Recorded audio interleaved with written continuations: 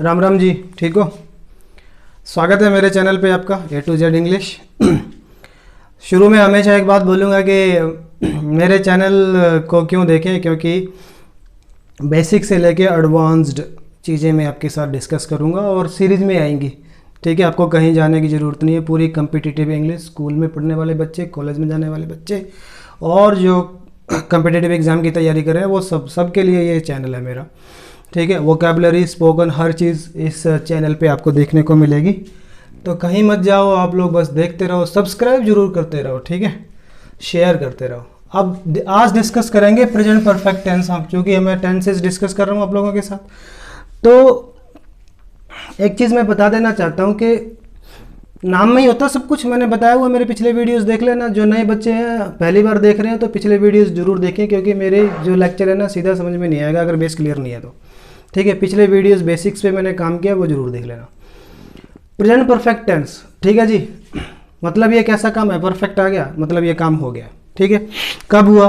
सारे काम पास्ट में होते हैं, ठीक है, लेकिन इसके नाम में प्रेजेंट है, इसका मतलब इसका प्रेजेंट से कनेक्शन है। तो ये कोई ऐसा काम है जो हो गया है पास्ट में, लेकिन प्रेजेंट से इसका कोई ना कोई कनेक्शन है। ठीक है, अब इसको लिखना कैसे है, स्ट्रक्चर कैसे बनेगा? सबसे पहले मैंने बताया हुआ है, सबसे पहले क्या आता है? पहले तो सब्जेक्ट ही आता है। ठीक है, अब हेल्पिंग वर्ब, हेल्पिंग वर्ब तो नाम में होती है। ये रही परफेक्ट, किसके बिना नहीं बनता? हैव के बिना नहीं बनता।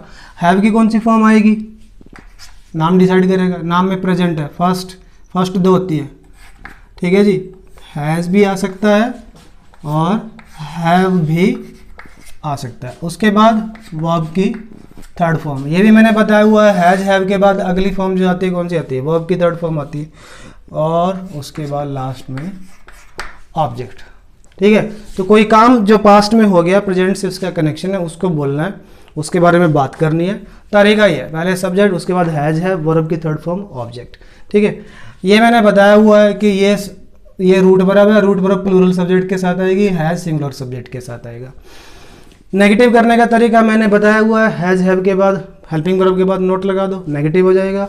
और हैज हैव को उठा के सब्जेक्ट से पहले लिख दोगे तो ये इंटरोगेटिव हो जाएगा। अब बात करते हैं इसके यूजेस की, कि इसको कहाँ इस्तेमाल करना है। ठीक है, देखो आपको ना चुका है, चुके हैं, इनके चक्रों में नहीं पड़ना, फलाना ढिमकाना, ऐसा कुछ नहीं होता चुका। ठीक है, ये पता कैसा काम है? ये ऐसा काम है, action finished in the past. बस एक पॉइंट याद रखो, एक्शन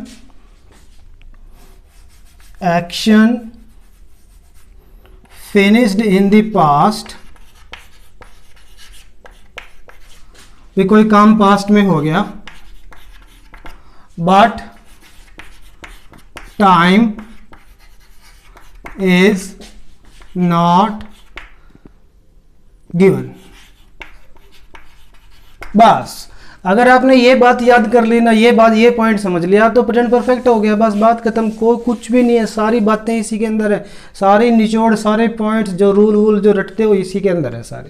भाई कोई काम पास्ट में हो गया, लेकिन कब हुआ हम ये नहीं बता रहे। हो गया जरूर पास्ट में, लेकिन कब हुआ? सोमवार को हुआ, 2 तारीख को हुआ, 2 बजे हुआ, 3 बजे हुआ, पिछले साल हुआ, ऐसा कोई टाइम मेंशन नहीं कर रहे हैं। बस हो गया, हमें इतना बोलना कि कोई काम हो गया, हम टाइम मेंशन नहीं कर रहे हैं, टाइम हम नहीं दे रहे हैं, तो वो प्रेजेंट परफेक्ट टेंस है। बात खत्म। बस जैसे मैं कहूँगा मैंने खाना खा लिया, कब खाया? बोल रहा हूँ? नहीं बोल रहा हूँ, बस मैंने कहा मैंने खाना खा लिया। अब इसको मैंने लिखना, काम तो हो गया खाना खाने का, लेकिन टाइम नहीं बता रहा हूँ, तो ये प्रेजेंट परफेक्ट ही बन गया। आप लिखो आई हैव हैड फूड, लो मैंने खाना खा लिया। ठीक है, मैं कहूँ कि उन्होंने इस मूवी को देख लिया, कब देखा? नहीं बता रहा, मैं मेंशन ही नहीं कर रहा, तो काम तो हो गया देखने का।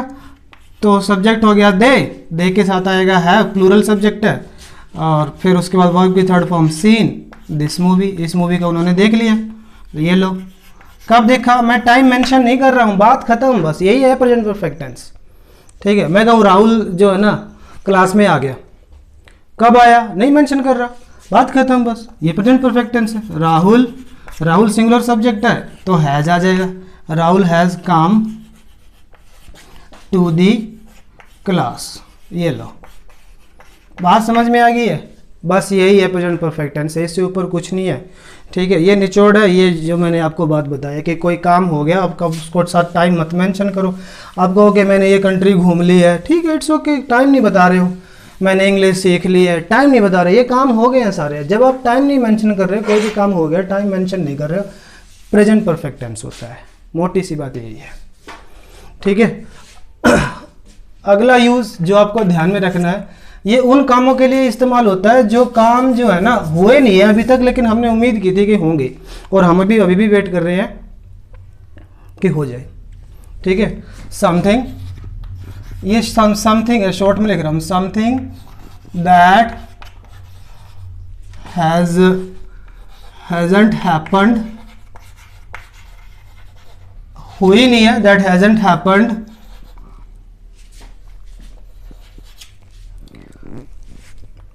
but we expected,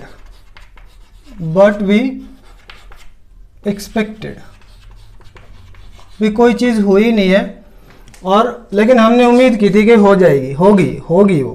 ठीक है, and we are still waiting for them, we are still waiting for that to happen, और हम अभी भी मतलब वेट कर रहे हैं कि ये काम होगा। ठीक है जी, मतलब कोई काम होना था, हुआ नहीं है, और हम ये लोग अभी वेट कर रहे हैं कि हो। जैसे कि टीचर को क्लास में आना था, ये काम होना था, ठीक है, लेकिन हुआ नहीं है, और हम अभी भी वेट कर रहे हैं कि टीचर क्लास में आएंगे। तो इस बात को बोल देंगे कि the teacher has not come yet, come to the class yet। ठीक है,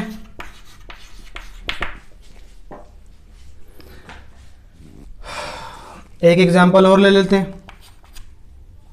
मैं कहूँ कि मैंने खाना नहीं खाया, मतलब खाना खाना था और अभी तक नहीं खाया। ठीक है, तो जो काम होने थे अभी तक नहीं हो, उनके लिए प्रेजेंट परफेक्ट टेंस का इस्तेमाल होता है। I have not had food yet, I have not had food yet, मैंने अभी तक खाना नहीं खाया। ये काम होना था लेकिन हुआ नहीं। ठीक है जी, मैं कहूँ कि ट्रेन अभी तक आई नहीं है,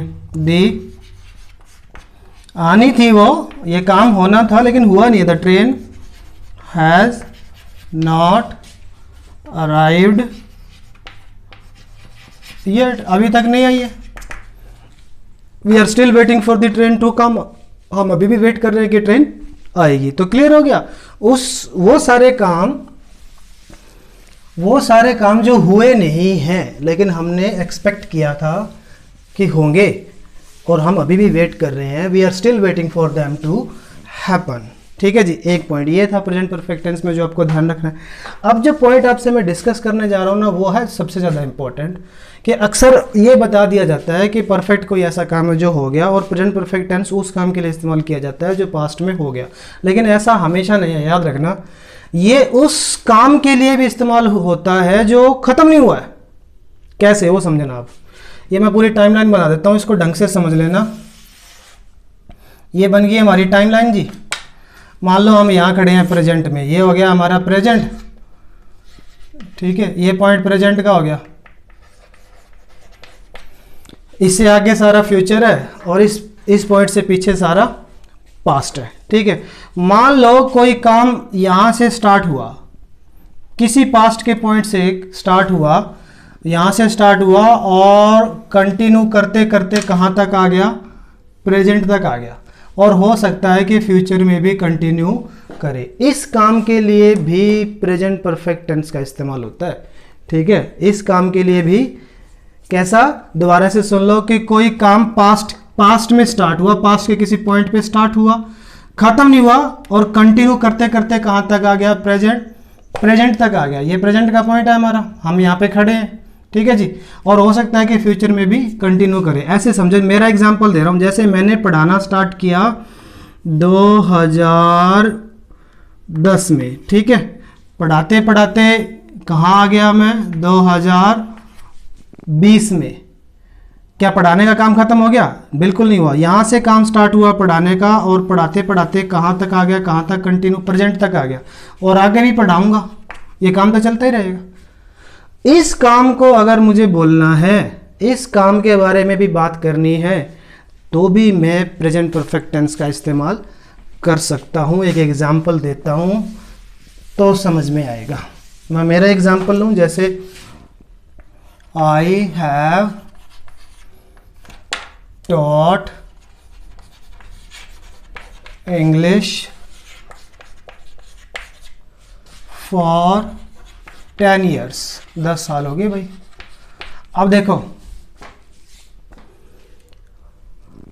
जब भी मैं प्रेजेंट परफेक्ट टेंस में for plus period of time इस्तेमाल करूंगा, for plus period of time है, 10 ईयर पीरियड ऑफ टाइम है, इसके साथ फॉर का इस्तेमाल होता है, पॉइंट के साथ सिंस का इस्तेमाल होता है, दो प्रेपोजिशन का इस्तेमाल करते हैं। ठीक है, आने वाले लेक्चर में ये बात भी क्लियर हो जाएगी।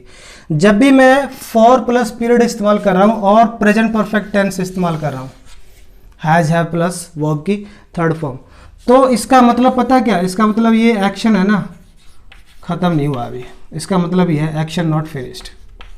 इसका मतलब ये है कि ये काम ना खत्म नहीं हुआ, ये चल रहा है अभी भी। ठीक है, लेकिन 10 साल हो गए हैं। खत्म जो हुआ है ना वो टाइम हुआ है एक्चुअली। 10 साल हो गए मेरे को पढ़ाते हुए, और अभी भी आपके सामने पढ़ा रहा हूँ। ये लो, अभी भी ये लेक्चर में ले रहा हूँ, और आगे आने वाले टाइम में भी मैं पढ़ाऊंगा। अगले साल 11 हो जाएंगे, उससे अगले साल 12 हो जाएंगे। इसकी हिंदी पता क्या होगी? मुझे इंग्लिश पढ़ाते हुए 10 साल हो गए, लेकिन इसका मतलब क्या मैंने पढ़ाना छोड़ दिया? नहीं, अभी भी पढ़ा रहा हूँ। कुल मिला के मैं ये कहना चाह रहा हूँ कि जब भी आप प्रेजेंट परफेक्ट टेंस के साथ फॉर प्लस पीरियड लिखोगे ना, एक्शन खत्म नहीं हुआ है। जैसे मैं कहूँ he has worked in this factory, he has worked in this factory for 5 years। ठीक है जी, देखो क्या हुआ, for plus period of time आया, कौन सा टेंस इस्तेमाल किया? Present perfect. तो इसका मतलब पता है क्या? ये काम अभी खत्म नहीं हुआ है। ठीक है, ये काम अभी खत्म नहीं हुआ है, और ऐसे काम के लिए जिसकी हमें ड्यूरेशन बतानी हो कि इस काम को चलते हुए कितने साल हो गए हैं, ठीक है, तो हम प्रेजेंट परफेक्ट टेंस का इस्तेमाल कर सकते हैं फॉर प्लस पीरियड के साथ। जब भी हम for plus period of time लिखेंगे, प्रेजेंट परफेक्ट टेंस लिखेंगे, इसका मतलब ये हुआ कि ये काम खत्म नहीं हुआ, ये काम अभी भी चल रहा है। हाँ, इस बंदे को इस फैक्ट्री में काम करते हुए 5 साल हो गए। ठीक है, 5 साल हो चुके हैं इसको इस फैक्ट्री में काम करते हुए, लेकिन इसका काम अभी भी जारी है, ये अभी भी काम कर रहा है, और अगले साल 6 हो जाएंगे, और उससे अगले साल 7 हो जाएंगे। तो present perfect tense is also used to talk about an action that happened in the past, that started in the past and continued to the present and may continue in the to the future as well. So to talk about that kind of actions we can use present perfect tense. So ऐसा नहीं है कि present perfect tense है ना सिर्फ हमेशा उसी काम के लिए इस्तेमाल होगा जो हो चुका है, ऐसा नहीं है, जो हो गया ऐसा नहीं है। ठीक है जी। लास्ट पॉइंट, कुछ हमेशा किसी ना किसी कोई ना कोई एग्जामिनर इंडिकेटर तो देगा ही, क्लू तो देगा, जिससे हमें ये पता लगेगा कि जो एग्जामिनर है ना वो प्रेजेंट परफेक्ट टेंस की बात कर रहा है। वो कौन कौन से हो सकते हैं? वो हो सकता है रिसेंटली, ठीक है, येट, ऑलरेडी, सो फार,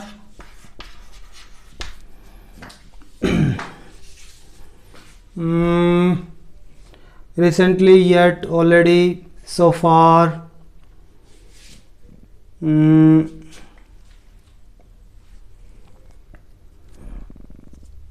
इसके अलावा एक दो टिल नाउ भी हो सकता है। ठीक है जी, एटसेट्रा। ये कुछ इंडिकेटर्स हैं जिनको आपको ध्यान में रखना है। जस्ट भी है एक, ठीक है, जस्ट, ये कुछ इंडिकेटर हैं जो आपको ध्यान में रखने हैं। मोस्ट प्रोबेबली जब ये इंडिकेटर का इस्तेमाल होता है ना तो परफेक्ट टेंस का इस्तेमाल होता है।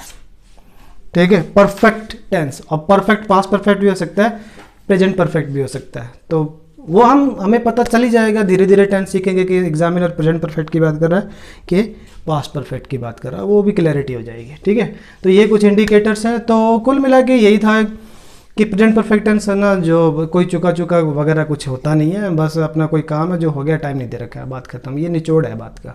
और उन कामों के लिए भी इस्तेमाल होता है जो होने थे बट हुए नहीं हैं और उम्मीद करते हैं कि वो हो जाएंगे, जैसे ठीक है। और एक ये मैंने बताया कि उस काम के लिए इस्तेमाल होता है जो पास्ट में स्टार्ट हुआ, कंटिन्यू कर गया प्रेजेंट तक, ख़त्म नहीं हुआ, फ्यूचर में भी हो सकता है कंटिन्यू कर रहे, उसके लिए हमें 4+ ड्यूरेशन या 4+ पीरियड मेंशन करते हैं, ठीक है। काम ख़त्म नहीं होता है।